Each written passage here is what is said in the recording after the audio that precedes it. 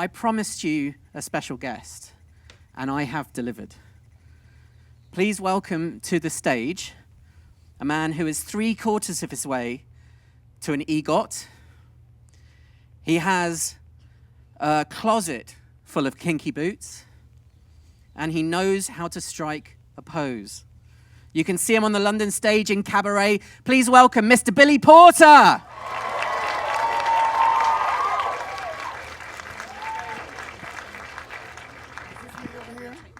Hi, everybody. Y'all could do better than that. Hello, everybody. Y'all just so wicked. Y'all ready for this Q&A? Okay.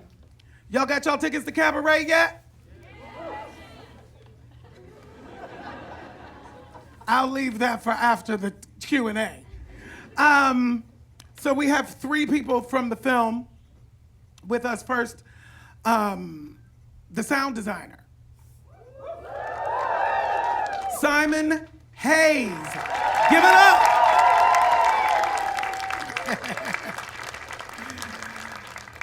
You got your mic, yes. Now we have the costume designer, the legendary Paul Tazewell.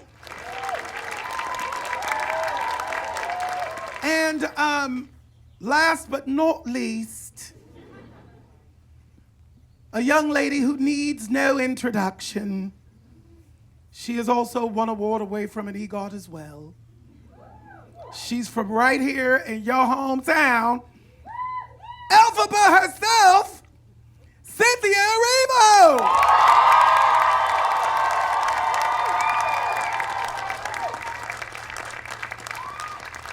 And they're all legendary, just so we're clear. Okay, so ooh, shit. That's harder than I thought. So I want to start with you, Simon. Simon and I just met. One of the things that I am so thrilled about in this production, if I can just say personally and up front, is that unfortunately, sometimes the movie musical suffers inside of the casting necessity. The casting necessity takes precedent, and then the work suffers, right? You cast people who actually aren't musical theater aficionados, who aren't people who do this for a living, and then the musical doesn't work on screen, and then the form is blamed. Musicals don't work. That's not the truth. Because as you can see with this musical, I'm gonna cry. As you can see with this musical, we were lucky to have 2 above the title names who are musical theater people who do this for a living, right? And the musical works, correct? One of the things that I read was that these bitches was singing live. Simon, talk to me about that. Talk to me about how you recorded that, like what that was like. Well, the first thing is you can only go live if you have fantastic singers. And we had the best singers in the world. Yeah. And you do? And you know, what going live enables these actresses to be able to do is to be able to live in the emotion, to be able to live and breathe their character as they're transitioning from dialogue into song. There's nothing technical holding them back. And there's also the ability, I mean, Cynthia a lot went completely off tempo so that she could take a moment, so that her emotions could drive her performance rather than a backing track dictating when she should sing.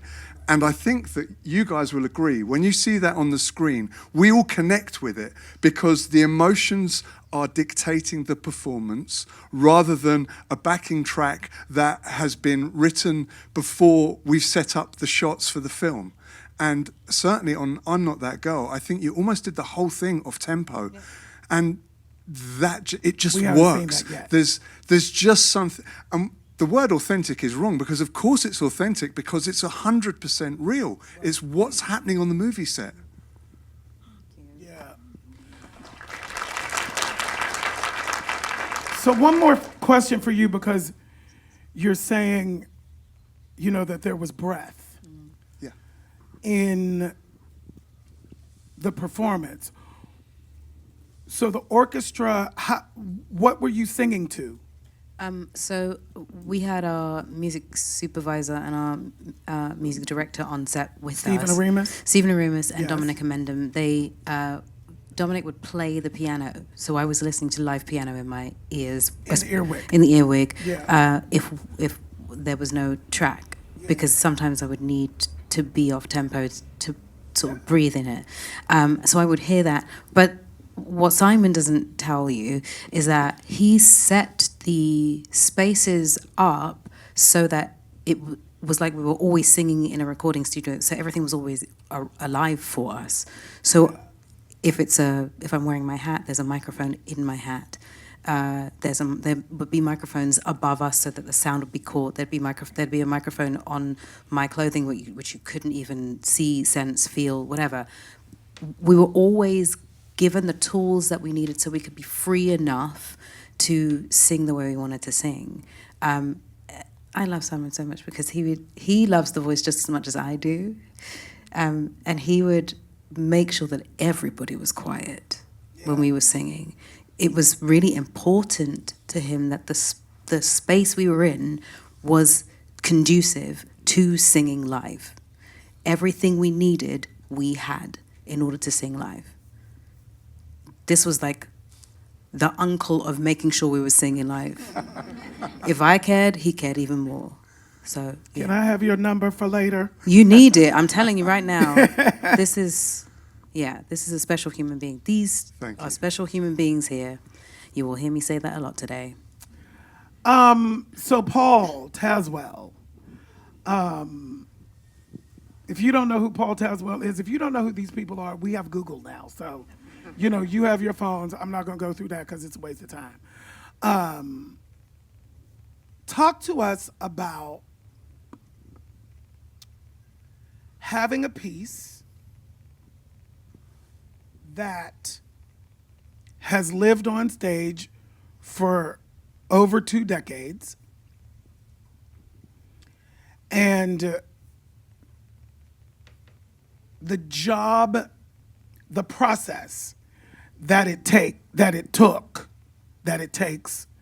to how do I say this? Tell it in your way, design it in your way. Yes, there are going to be similarities because the script dictates what the costumes should be. The character dictates what they should look like. But what was it like? Because that's a task. It's a hit. That's a real, for a creative artist like yourself, I'm sure that challenge was amazing. But talk to us about that. Sure. It was really daunting at first. I mean, one of the because it was multi-leveled as well, and I'm very familiar with the Wizard of Oz movie from 1939.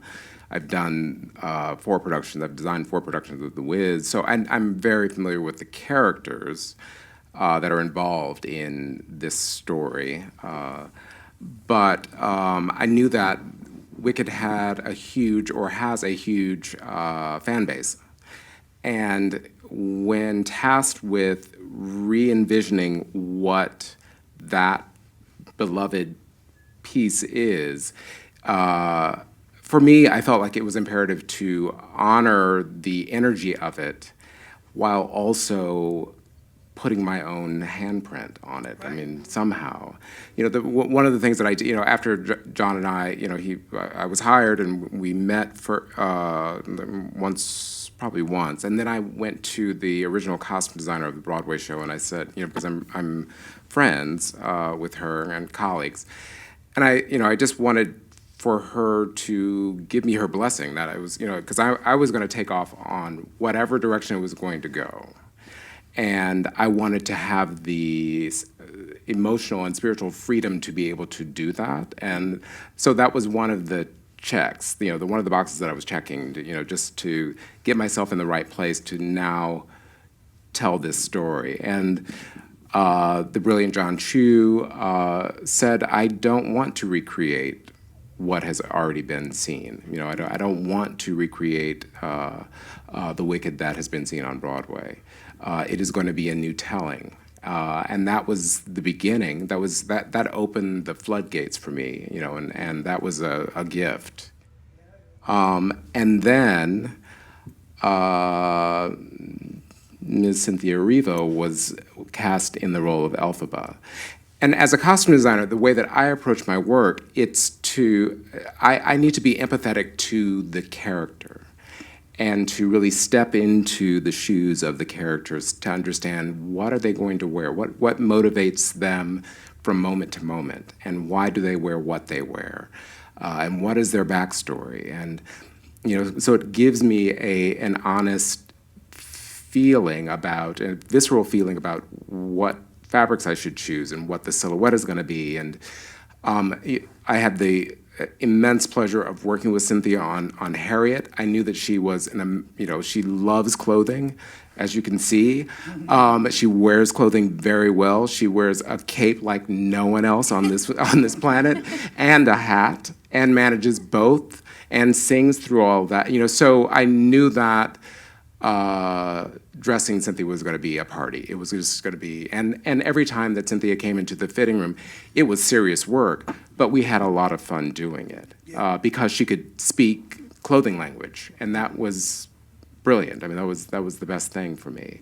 But it is. I think that being able to create in a way that, because I wanted to create a world that had never been seen before, right, at least as we have seen other musicals. And so a lot of my inspiration was both nature, because it's timeless, and also, like elements like the spiral, which I've spoken about in lots of things that I've been interviewed for. But then also there were fashion elements that were pulled into it as well. So I was weaving all of this techniques together that would create a world that the audience, really feels like you haven't seen before, and you haven't seen it on the Broadway stage, and you haven't seen it in film. And because of the producers, because of Universal, because of John Chu, we were able to set up a studio that was a costume studio where we were building all these costumes, and it was all under the same roof, and it became this magical workspace. I mean, it was really, it was a wonderful, for a creative person, just a wonderful experience. As a musical theater geek and a person whose life was saved by this form, musical theater taught me how to dream beyond my circumstance. And I have to say, once again, I don't think I stopped crying from the first frame. Like, I can tell that so much care was taken and so much craft, is in it. And the masters of this form, please understand that. You're watching the masters of this form create this piece. It's so breathtaking. Cynthia, just to tell a little story about Cynthia and I, when she was doing The Color Purple, I was doing Over Here, before anybody knew her name. I was doing Kinky Boots on Broadway. And a friend of mine came over from here, and came to me and said, there's a woman named Cynthia Erivo in England that I need you to meet. You must meet her. She is the most brilliant thing you've ever seen, and she reminds me of you. And she just has to know you, and you need to know each other because your journeys are similar. So she came to see the show. Color Purple came over, and I got a chance to sit there and watch history being made. We're about a decade, or maybe even more, apart. And when I came to New York City, Black voices, and I'm talking about people that sing like me, people that sing like her, were not honored in the theater. It was assumed that voices like this were not storytelling voices. We weren't given the opportunities to be in musicals where it wasn't just a musical review, where the Black person came out and stopped the show. We were not human beings. We were archetypes for the entertainment and enjoyment of whoever was there.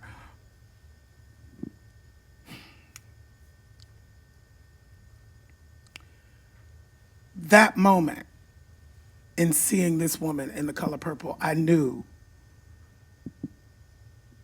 that something had changed within us. It was a new day, and it was a day that I had been working for decades. It is a day that my generation and the generations before me had been working for decades. It has changed. What does it feel like, Cynthia, in this role, right? In a show that is so popular,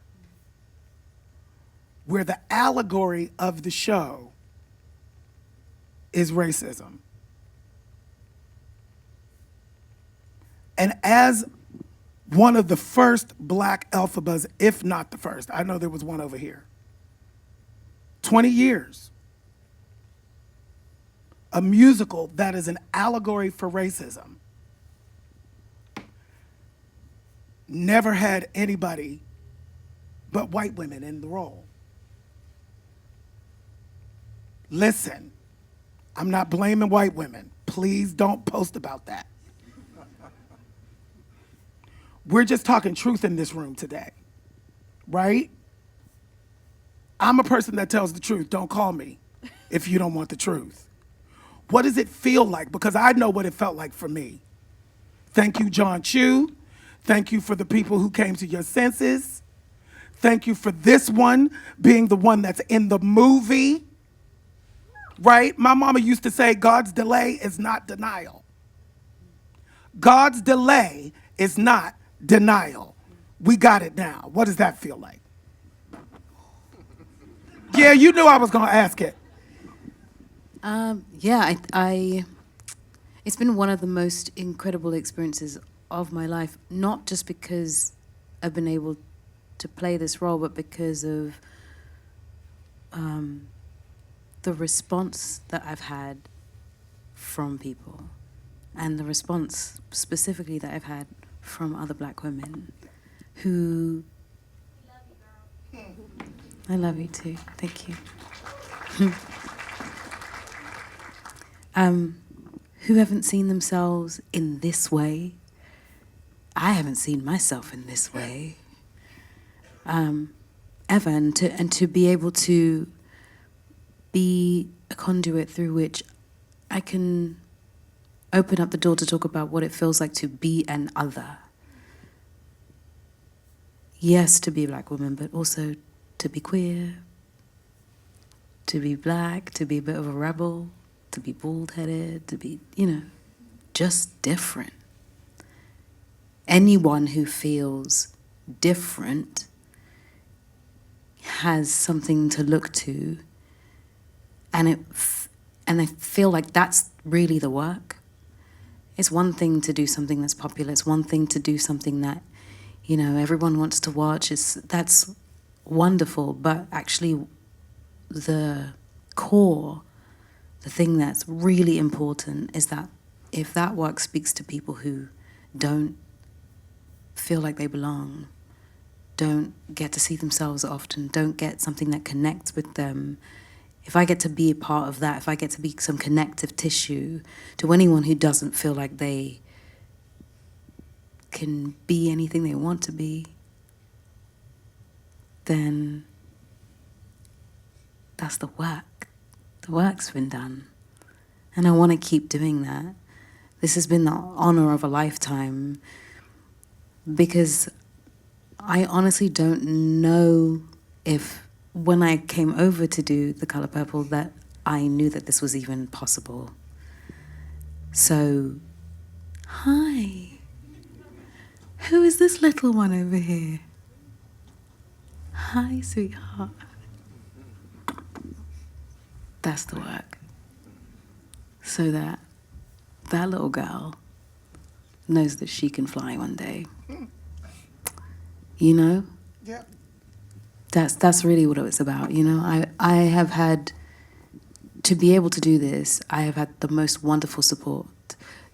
These two, really, and John and Ari and everyone in this cast really built a fence around me to make sure I could do the best I could do. Paul talks about wanting to step into the character's shoes and tell the story, but really more than anything is he mines the characters for the details of who they are and places them on their bodies.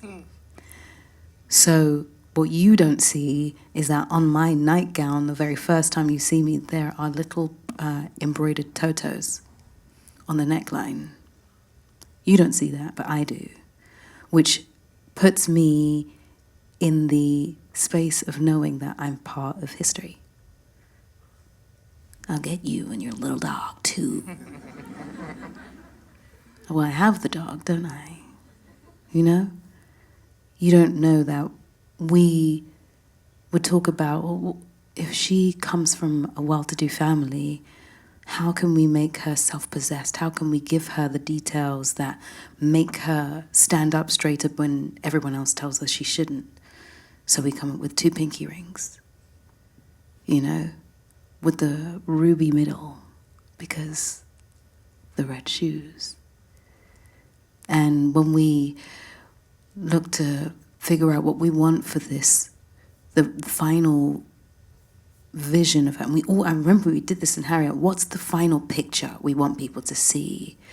You don't realize that there are micro pleats on that dress that make it feel like velvet, so that the pleats are minuscule. And we have how many of those dresses? Oh gosh, there probably were 10. 10 of those dresses. To make sure I could fly in them, to make sure I could walk in them, to make sure I could do my stunts in them. And each one was retrofitted for me, fitted to my body. And we were working hard, so our bodies were changing very fast, rapidly. And they were always being adjusted. And everyone was so patient and so kind. And Simon would be like, I have to catch the sound, so there's going to have to be a mic in that damn hat of yours, and you're going to have to deal with it. And, like, of course, there needs to be a mic in my hat because I want the sound to travel the least. A mic in my hat means my voice doesn't have to travel so far to be caught. So you can catch the breath when I sing, did that really just happen? You can catch the laugh. Or, something has changed within me. Something is not the same. It's a whisper. I didn't know it was going to whisper, but because that mic was there, the whisper was caught. I could put everything of myself into this role, and I felt really safe to do that. And to have the response that I've had has been beyond, man, just beyond. Yeah. Just talk about that word support, because that's what we were all there to do. What we all of us on the crew, but for me and my team, we didn't want you to have to worry or even think for one moment about the technical aspect. Because the moment, even if it's just a subconscious, quick thought, that means that you've taken yourself out of Elphaba's moment. And suddenly you're thinking about filmmaking. And what we wanted to do was to make sure that you could just be Elphaba and be in her world without ever having any concerns, any worries, and for us to just be able to take care of that, so that what we were able to do was to just capture your original performance. And without any re-recording, without any, any fancy tricks, make sure that that original performance that was Elphaba on the set made its way all the way through the picture editing process, all the way through the sound design process, and onto the screen that you guys saw tonight. And I think Come on, that deserves a round of applause. Come on. Nobody does that, y'all. Nobody can do that. Just so you know, nobody can do that but these people. I just don't, I don't think people understand the magnitude. It's brilliant. It's just, talk about the spiral thing that you were saying, because I have not read it. I have not been able to read that, and maybe some people didn't. Can you tell them about the fungi as yes, well? Yes, of course, yeah. I was talking about the nature, being inspired by nature. And it happened that there was someday I was researching for Wicked, and I tend to keep the television on when I'm designing as well. I do too. And there was a documentary that came on that was about mushrooms and fungus, and it caught my attention, and so I put my pencil down and I started watching, and I learned about the interconnectedness of the network that governs fungus and mushrooms within a forest, and trees as well, and how they all talk together. And there was something that was very magical about that idea. And in that, at that time, I was searching for rules by which the design of Oz would operate, that would govern the world of Oz. And that kind of inspiration, if you look on the underside of a mushroom and you see the gills that are created, well, that was the inspiration for then Elphaba's, Cynthia's Emerald City dress, and many of the other elements, decorative elements on her clothing. If you look at the Ozdust Ballroom dress, there's on her velvet bodice, there are fiddlehead ferns that are embroidered on her bodice, and then it's silk that's been felted into her skirt, to create the decoration, and then also all the ruffles that are on her shoulders, which looks like fungus that grows on the sides of trees. So I was trying to create that organic connection to nature, which felt more authentic and honest, in contrast to Galinda. And also it spoke of her advocacy for animals because of the organicness of it as well. So that was, and knowing that our color palette was going to be very limited, because it's, I'm still referencing The Wicked Witch of the West from the 1939 film, and trying to give Elphaba a backstory, which is, the idea that she was still in mourning from when her mother passed away, and she held on to that color of black really as her power color, because it kept people away. It made her safe. But then design-wise, which Cynthia was talking about, I wanted to make sure that we didn't dismiss her style and sensibility, that she always has, and everything that she wore was very meaningful and was done with great care and had a great sense of style. It just happened to be black.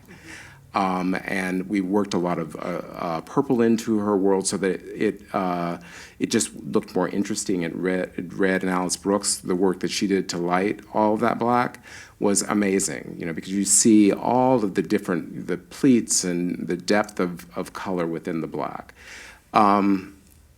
And then, along with the nature and fungus, I was looking at a lot of spirals, and that was, because I always thought that design was very whimsical. I mean, that, because I was drawing a lot of spirals and I was looking at a lot of kaleidoscopes, and that kind of imagery kept coming up, and then also looking at the Art Nouveau, the decorative arts of the Art Nouveau period, and how whimsical that feels, and then the fact that the Frank Baum wrote The Wizard of Oz towards the turn of the century, and it all started to connect as a world and make sense. And just thinking about the spiral, the Fibonacci spiral, and that formula, just again searching for rules that would help to govern the design eye for the film, but we ended up literally using that in developing Glinda's pink dress, when her big bubble dress, and so we were able to directly apply some of those same concepts directly to the design. So I think that in creating this world, Cynthia was talking about the Toto embroidery. For both Nathan and myself needed to figure out how can we create a world that feels real, so that you, the audience members, can really get pulled into it, and it becomes a world that you believe for the 2 hours that you're watching the film, and that you want to be a part of, and you want to wear the clothes, and you want to stand in these spaces, and you want to sleep in their bed, and you want, that it just feels familiar and also magical. And that's what we were about when we were creating all the different worlds of Oz. Unbelievable. Okay, so we have time for 3 questions. Yes, I'm coming up here.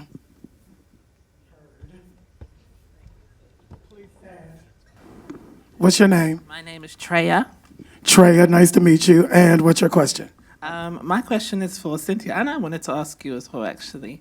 I've got, it took a lot for Elphaba to jump on that broom, to give up her world as she knew it, and trust her innate magic wholeheartedly. Has there been a time in your lives, both of you, where you jumped on your metaphorical broom, and if so, how did you find the strength to do so? Cynthia?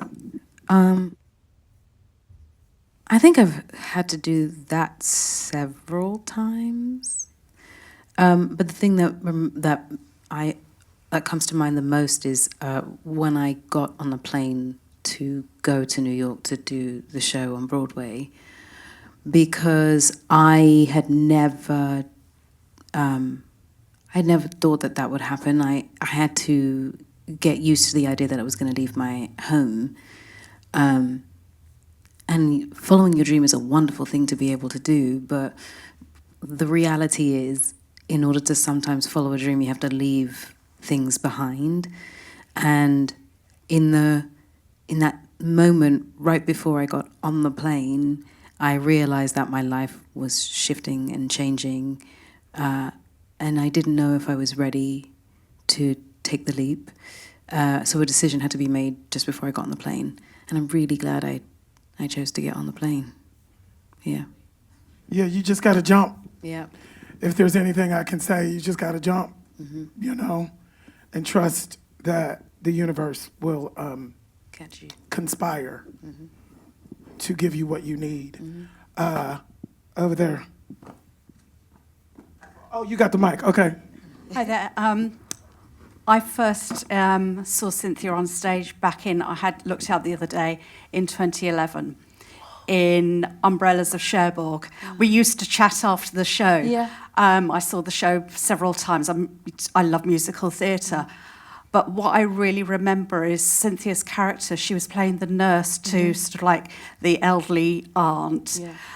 And she appeared on stage, and there was sort of about 4 people on stage. And I started weeping. She hadn't sung a note. She hadn't said anything. But I knew that she was really in love with the boy who was in love with the other girl. And I've been so lucky to see Cynthia in many other things, from a small Andrew Keats production at Trafalgar Studios, The Colour Purple at the Menier. I saw The Colour Purple on Broadway, whatever it was at the Palladium.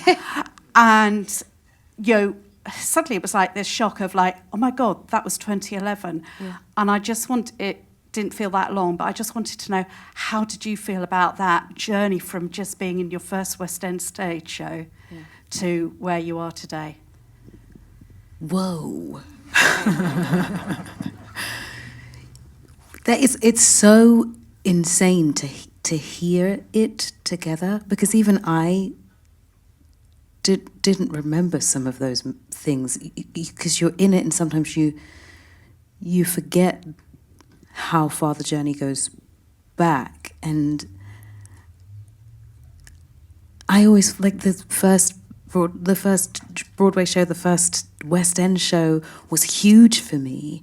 And so every moment has been sort of a wow moment. Oh my God, I managed to do this. Oh my God, I'm doing this show. And that Umbrellas of Cherbourg was a big deal for me. It was huge for me. And the journey has not been easy by any means.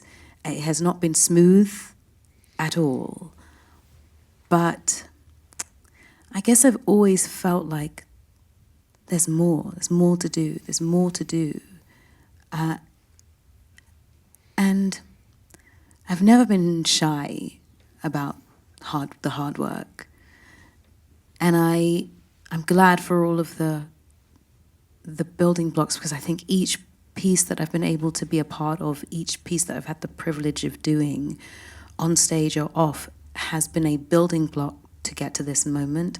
I don't know that I would be here if I hadn't experienced all of those things.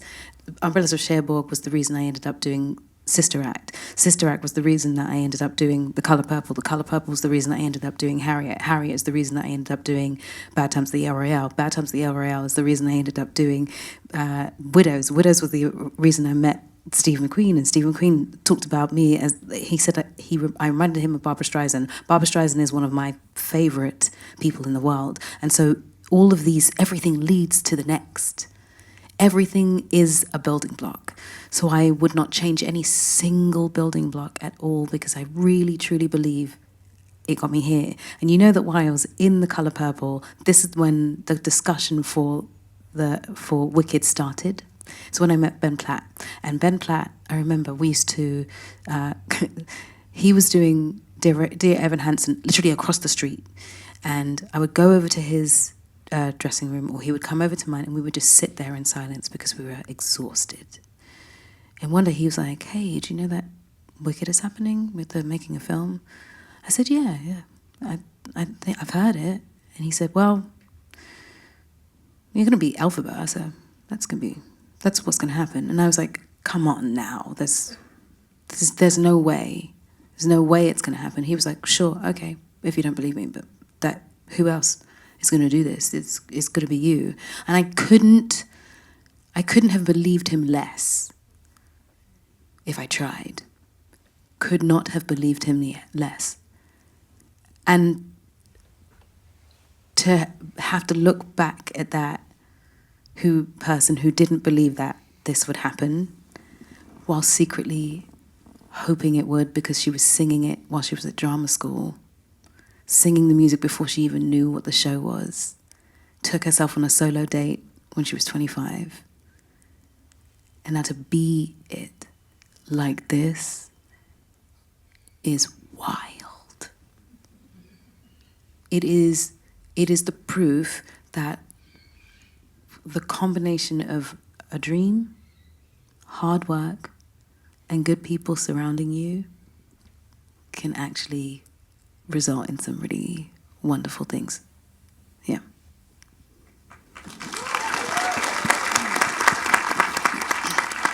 One last question from this young lady. Oh, you got the mic already. Tell us your name. Young man. This is for Cynthia. Yes. Cynthia, if Yes. you had a real life broom, where would you go anywhere in the world? Where would I go? Anywhere in the world if I had a real life broom. I would use it to, I actually would use it to shuttle me back and forth from here to, I don't know, my home in, I live in LA, but my mum is here, so I don't get to see her very often. If I could use the broom to get back and forth really quickly, then I would. Yeah. Thank you, because I think you just did an amazing job. Well, it was thank one you. of the best acts I've ever seen. Oh my goodness, thank you very much. Thank you, everybody. Simon, Paul, Cynthia, and I'm Billy. Thank you all for coming out tonight. God bless you all. Get home safe.